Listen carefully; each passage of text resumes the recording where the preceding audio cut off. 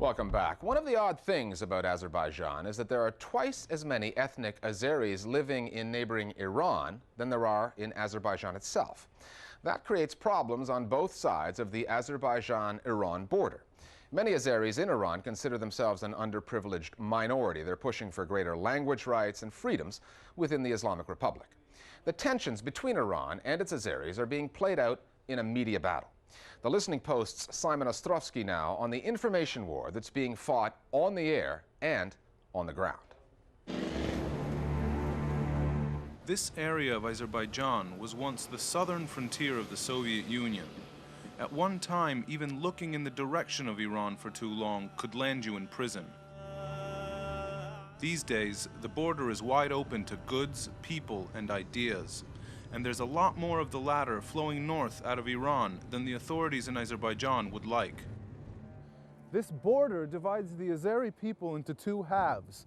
Over here, 8 million live in a secular regime with close ties to the United States. But over there, at least twice as many live in the Islamic Republic of Iran. It may look peaceful now, but on the airwaves and on the printing presses, there's a battle going on for the hearts and minds of the Azeri people. I heard that Iranian TV broadcasts reach as far as the capital Baku, 240 kilometers north of the Iranian border. But I was here in the south, where the TV signals are strongest, to see what people thought of their giant neighbor. There was a selection of Persian language networks within range.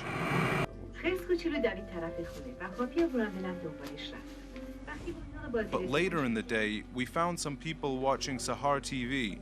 It turned out to be a dedicated Iranian TV network that airs news and cultural broadcasts for Azeris living north of the border, but in their own language. I asked what was being said. They are always speaking out against Azerbaijan. Do people watch this program? Everybody watches it. They've got a good signal. They break through our signals. Sometimes when you're watching channel leader, the Iranian antenna blocks it and you can't see. It seemed the Iranian government was working hard to get its version of world events to people across the border. I wondered if the Iranians were getting their message across, so I asked a local journalist what he thought.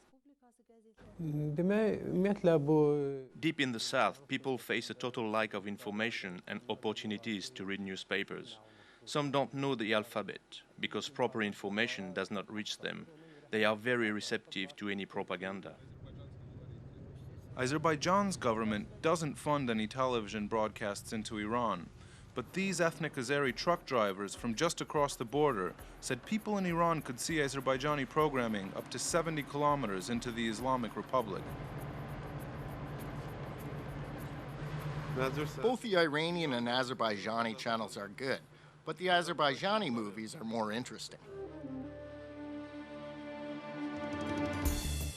I decided to go back to the capital to find out how programs on Azerbaijani television like this one were getting jammed by this.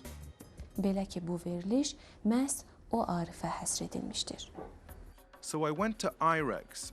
It's a US development organization bringing American know-how to Azerbaijan's terrestrial TV networks with a dose of American reruns too.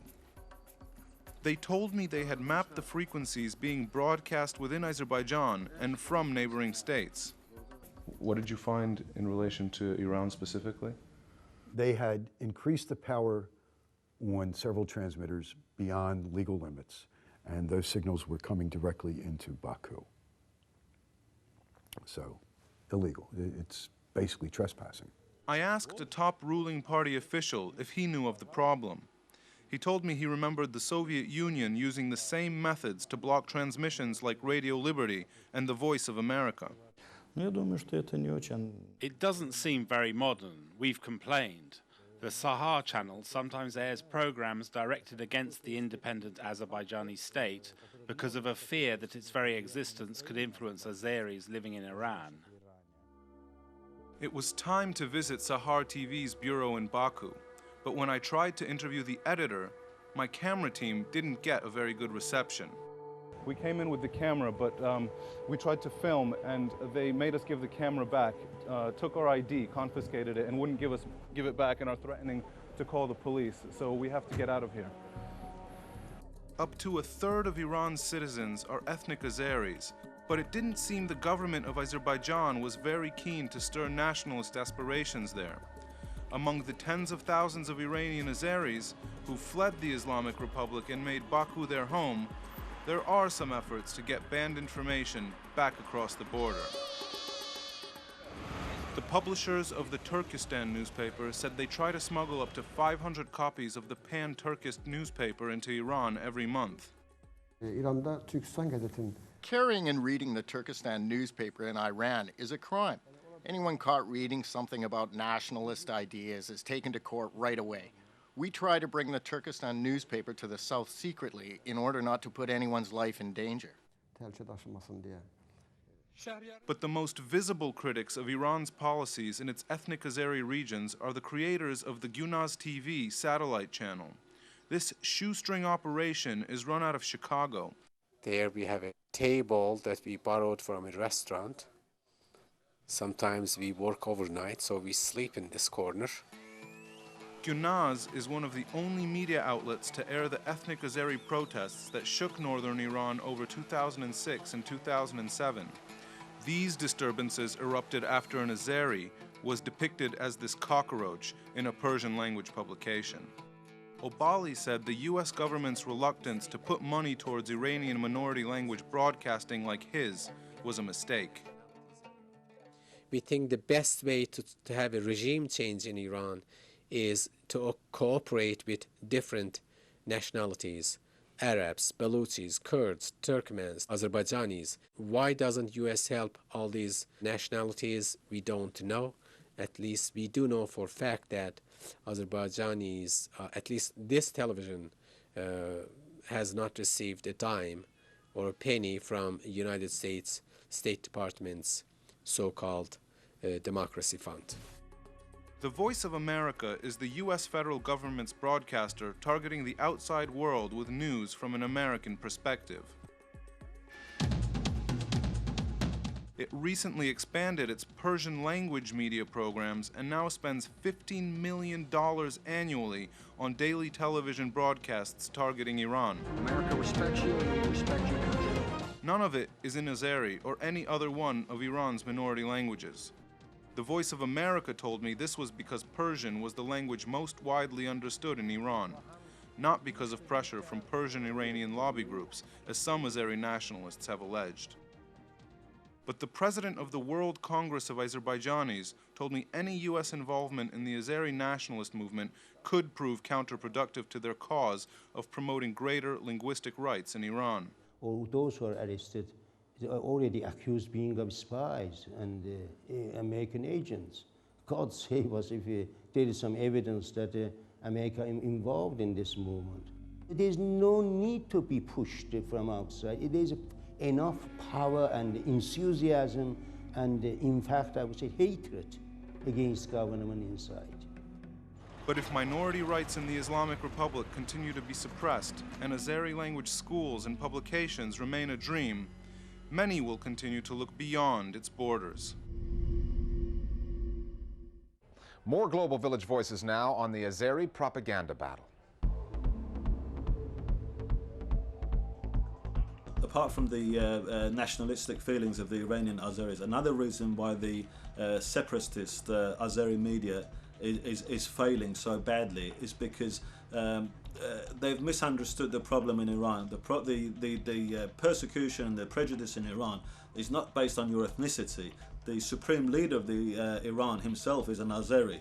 The persecution and the prejudice in Iran is based on religion. I don't find any of the Azerbaijanis media interested to watch because one of them, which is ZAHIR TV, only talking about religious, which I'm not interested in, and the other one is the other people talking about separatism, which I don't believe on them neither.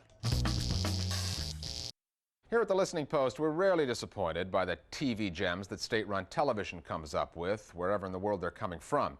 This week's is a fine example of that crossover between nationalism, romance, and military hardware that state-run TV does best. And it's from Azerbaijan.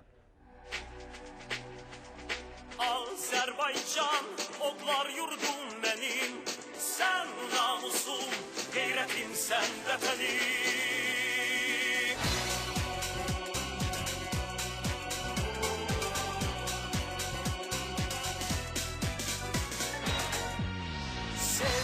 Vatani, adını tut uca, gurur ile söyle vatanım var. Çünkü biz bu vatanın adıyız.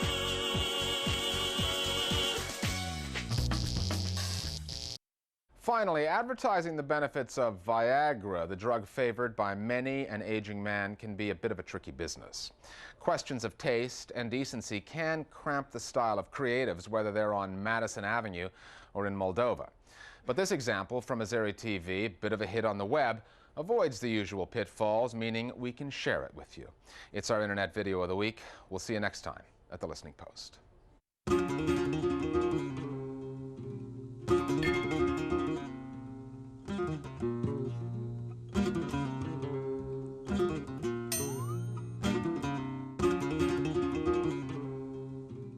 Ümidinizi itirməyin. Çünki Navagra mövcuddur. O cinsi zəifliyi aradan qaldıran, cinsi fəallığı artıran, orqanizma mənfi təsir göstərmədən 48 saat təsirini itirməyən